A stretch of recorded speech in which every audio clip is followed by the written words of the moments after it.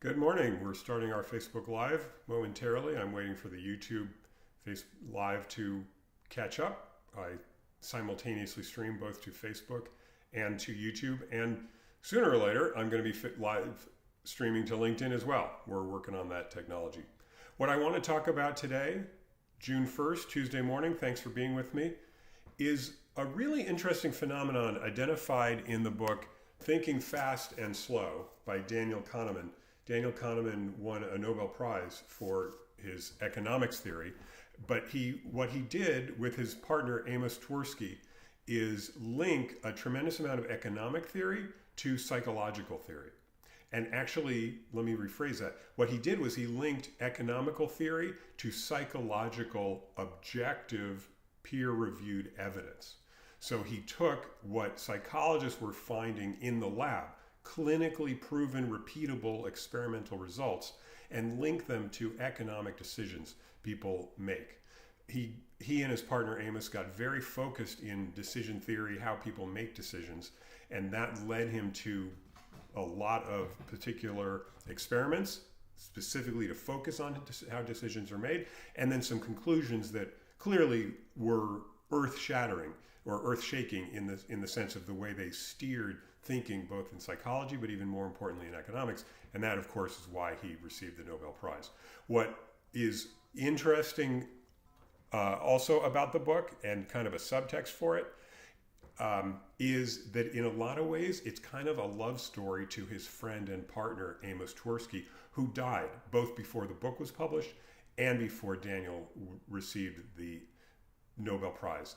The book starts with their relationship. They met when they were together at Hebrew University, I think as professors, and they just started a conversation and found they were both fascinated by the same aspects of human behavior, and that they both thought in this way where they would shape their curiosity into scientific experiments, scientific psychological experiments that could prove the thesis or idea, the hypothesis that they were talking about, or disprove it, and then lead them on to new information. And so he talks a lot about with his work, and it's very clear, and I think he's actually fairly explicit in the beginning about how much he misses his partner, who obviously predeceased him and died way too young. The theory that I want to talk about this morning, is the difference, what Kahneman calls the difference between experience utility and decision utility, which also hinge on two other ideas of duration neglect and peak end role. Now, education utility, if I understand it correctly, and as I'm reading, I feel like I'm kind of, pedaling the bicycle as fast as I can to keep up, is education utility is the idea that we make decisions based on the utility, not education utility, experience utility, that we make decisions based on the utility of the experience. In other words, a very objective status, a very objective decision. We base it simply on the facts, as opposed to decision utility, where we make decisions more out of what Kahneman, I think, would call our type 1 minds, our decisions on prototypes, our decisions based on intuition, and based on our subjective experience.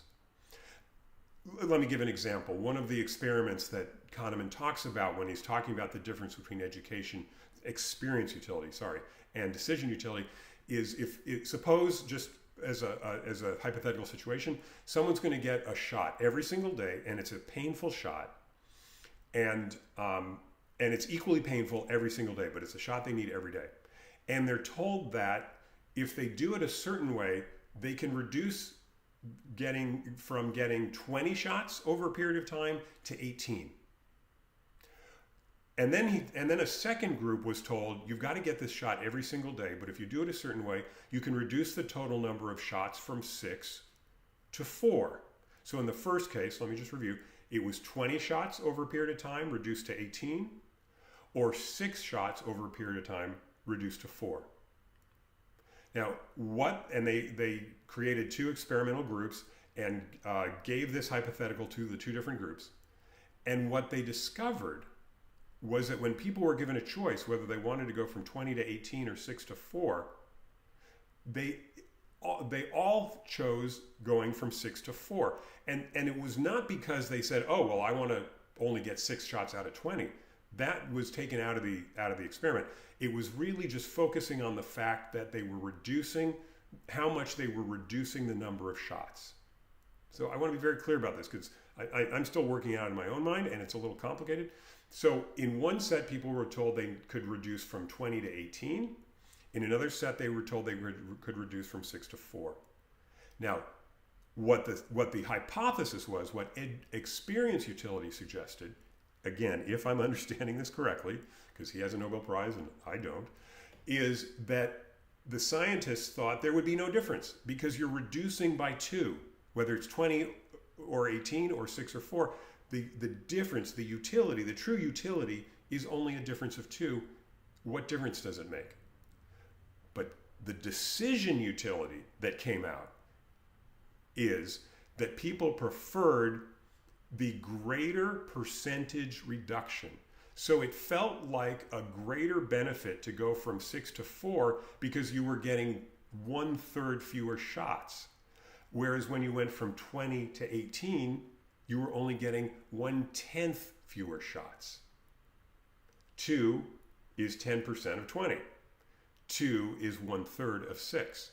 And so the decision utility was making the decision, even though the actual fact of the meaning of each shot didn't change, was based on the kind of gestalt or the holistic perspective. And that's the decision utility. And that we often make decisions based on the decision utility, even though it doesn't really create a significant difference. Now, how does this work? How is this impacted in other ways? They did experiments with people where they exposed them to a certain kind of painful situation. The one experiment was they took someone's hand and they put it in some very cold water. Not cold enough to do damage, but cold enough for it to be very uncomfortable. And they asked that person to stay with their hand in the water, in the cold water for 60 seconds. And then, that was one group. And then a second group was told they would keep their hand in the water for 90 seconds, but after 60 seconds, the water would be made just a touch warmer for the last 30 seconds. And so what happened in those last 30 seconds is the people experienced a slight relief from the discomfort of being in the very cold water. And then they asked the groups to choose which did they prefer. The shorter time overall, because even with the warmer water, the 90 seconds was uncomfortable. So the shorter amount of time of discomfort or the longer time with a little bit of the relief.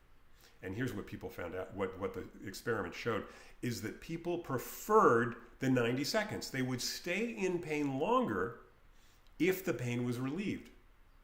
And what Kahneman describes this as is the duration neglect and the peak end rule. The duration neglect means that we neglect the duration of an experience if the peak end of it is relieved. Meaning what people remember is what their most recent experience was. That's how our memories work. We remember what happened 5 minutes ago better than we remember what happened 5 days ago. A similar hypothetical that Kahneman gives in his book is, suppose you're listening to a beautiful symphony. This is in the old days on a record player. And when we used to listen to LPs, if there was a scratch in the grooves, it would ruin, there would be this huge scratching sound at the end, and it would ruin that part of the audio. People who listened to this beautiful symphony had a blissful experience, had their experience ruined if there was a sudden scratch at the very end.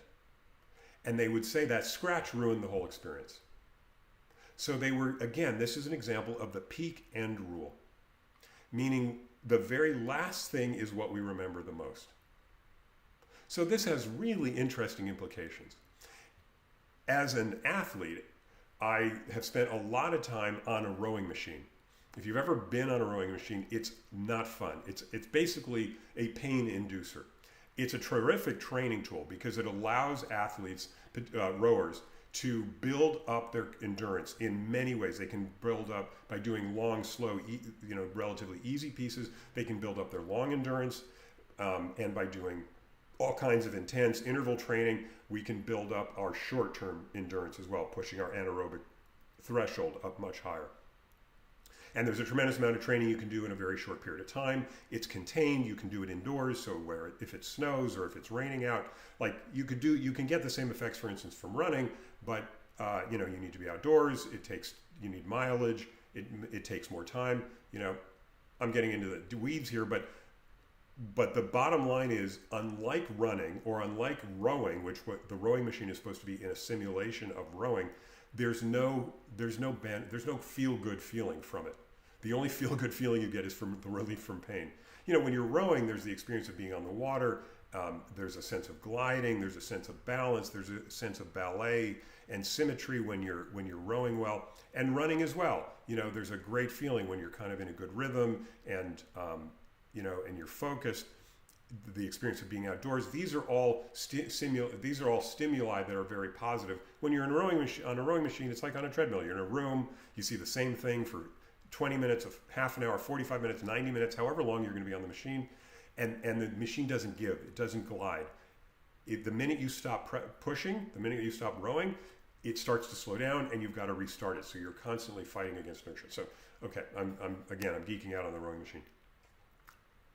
But it made me wonder that if the rowing machine experience can be shaped in such a way so that the last 5 minutes, say, of a 45-minute piece are easy and just gentle paddling, does that give you a better feeling about the rowing machine rather than accelerating to the point where you're in intense pain to get the most human exertion you can and then stopping, which is what you do in a race. Your pain profile goes like this, and then it's over, and then it just drops.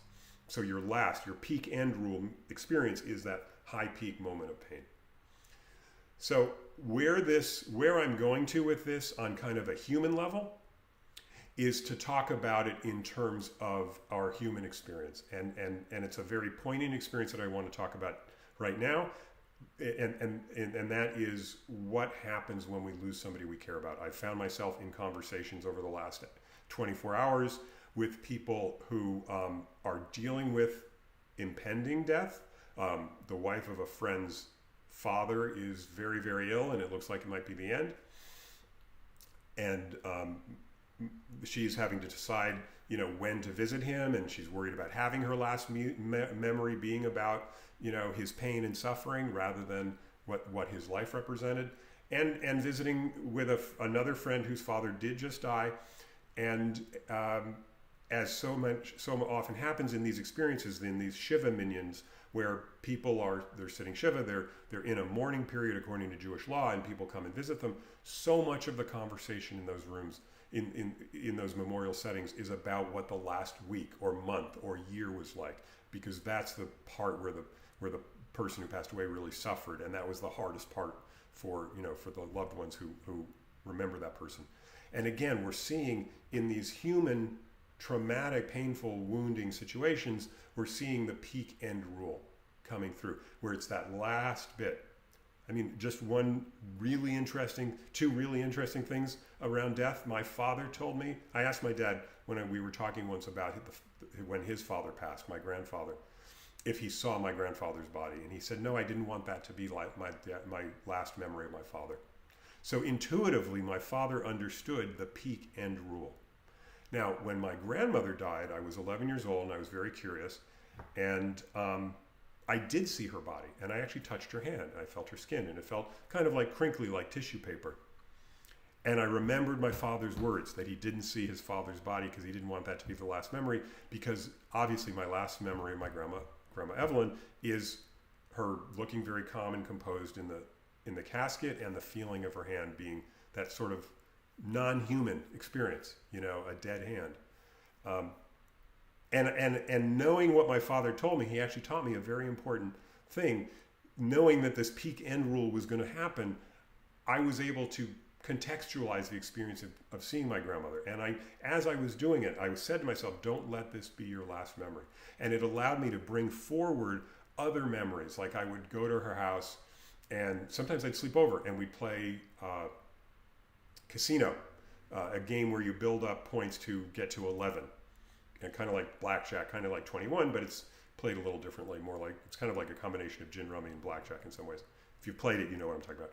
Anyway, we would play casino and I'd sleep over, and it was really pleasant. And I was able to remember some of those positive memories, particularly after I was able to drive, and I'd go pick her up at her apartment and bring her back to our house, which was some miles away. And I got, that sort of grown-up experience that I was going to pick up my grandmother. It was really very positive, and I'm even remembering it fondly now. And frankly, the emotional experience of remembering these positive moments when my grandmother passed away, of when I would have a relationship with my living grandmother that were very positive, is overshadowing the emotional experience of seeing her in her casket. That was more of a clinical experience. The emotional experience is tied to her life and the things that we did together. So I think we can reverse that peak end rule with some conscious focus, with some conscious intention. So this morning has been a lot of science and a lot of detail and background and getting into the weeds, but where I want to end up is just on this experience of how we can shape life, knowing how our psychology works, knowing how we think, that we can contextualize, we can frame, we can shape how we react to situations. If we go into them with the intentionality of knowing, hey, I don't want to be subjected to the peak end rule. I want to overcome that. Or if we say to ourselves, wow, I'd rather take 90 seconds of an uncomfortable situation that feels a little bit better at the end than 60 seconds of an uncomfortable situation that's just over, we can make a decision and say, no, I think we're going to get this over as short and quickly as possible. And we're not going to let the duration neglect overcome us, the idea that we forget about how long something is if there's something less painful or more slightly more pleasurable towards the end. We can control our experience. So it's a challenge to think about how we can apply this in our lives as we move through, as we move forward. But it's an idea I wanted to put out, have you think about, and how you can what situations in your life do you want to reframe? What were the unhappy endings that completely undercut any of the positive, memorable experiences? Where did the symphony end with a scratch or some terrible noise, and that's all you can remember? And where can you reframe that and say, wait a minute, I'm not going to let the peak end rule overcome me. I'm not going to be controlled by it. I'm going to look back and say, let's look at the totality of it. I think about it a lot. I just finished watching on Netflix the Kaminsky Method, which I highly recommend. Really, particularly the second season, really strong. But in it, Michael Douglas, Sandy Kaminsky, reconnects with his ex-wife at the end of late in life. And I don't want to give a spoiler alert, but what happens is they hate each other, but they have a daughter in common, and she is the ex-wife is still reminds Sandy constantly of his failings in their marriage and how much he let her down. And it just made me think about in a divorce situation. I know divorces can be painful and what causes them can be excruciating, but does that undercut? I mean, can that even that painful human relationship be reframed somewhat so that the positives that came out of it can be embraced? Like if a couple have children together, I've seen this and I've heard and I've talked to friends who've been divorced who have been able to connect in some way with their spouse around the child or children that they created because they brought these amazing, wonderful people into the world, in spite of the differences between the two ex-spouses. So what's the possibility for that? I have not experienced divorce. I'm glad that I haven't, but for people who have, I know that that's a difficult experience, but also I'm wondering and I'm asking the question of where's the opportunity in it as well, because I'm always looking for us to find the opportunity in our most difficult experiences as well. And on that point, I want to just conclude by saying, in memory of my father, with whom I've had a tremendous amount of disappointment and a tremendous amount of frustration and a tremendous amount of really criticism in my mind of how he lived his life. and how I wish he had lived it differently. But in talking to you about the wisdom he gave me about the peak end rule, which he intuited, as I said, and didn't know about, I'm also reminded of his wisdom and the ways that he could teach me and the ways he did teach me and gave me some very valuable tools to really guide my life and help me be a three-dimensional man, which is really what I want to be. So thank you, Dad. And in your memory, I will conclude today's Tuesday Facebook Live.